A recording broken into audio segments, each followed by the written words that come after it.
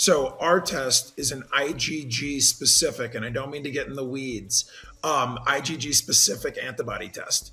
And the difference between ours and the other ones, to be simple and direct about it, is accuracy, right? So when you go after both IgM and IgG antibodies, you might be able to detect a couple days earlier, but you're loaded with false positives because you detect people that have any other type of coronavirus or certain rhinoviruses, autoimmune disorders, anything like that can flare up the test, and that's why you see these very large number of false positives. So what we need is information that's highly specific and accurate, and therefore actionable, and that's what we do with our test.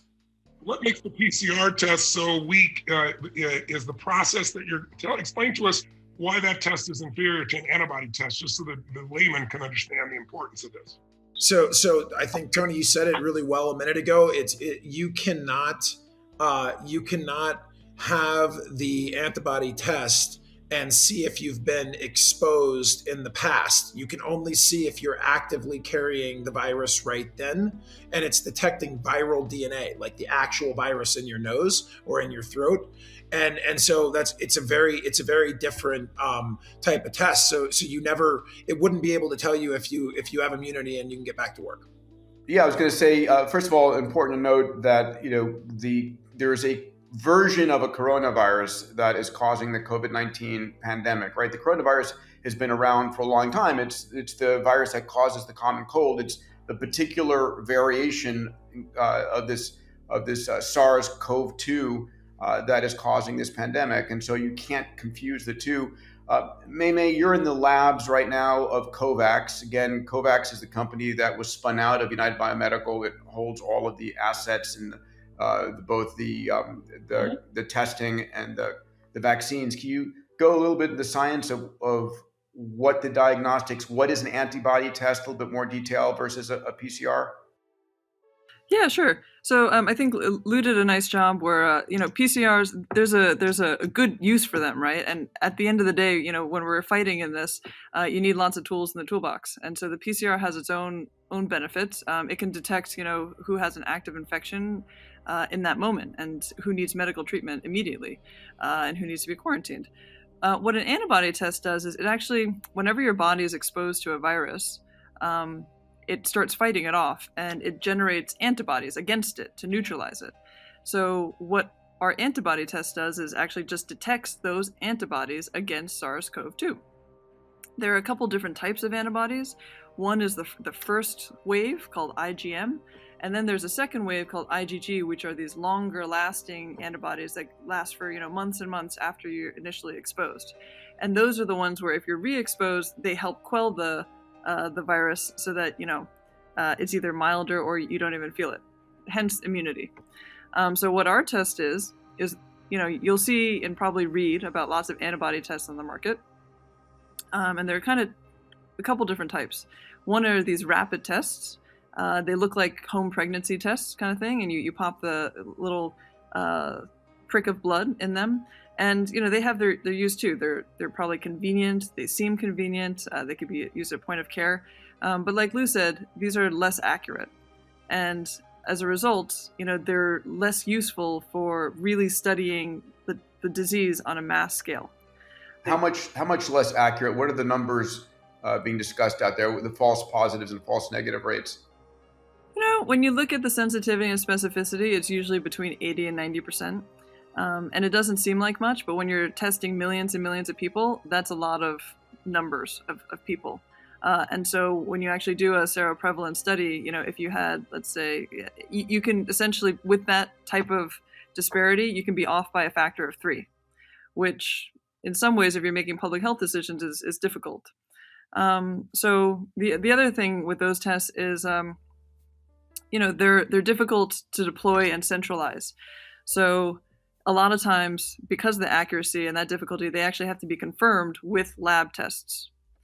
So our test is a very basic ELISA test. It's old technology, but very cool reagents. And what makes us kind of different is the type of reagents we use to make it more accurate and specific.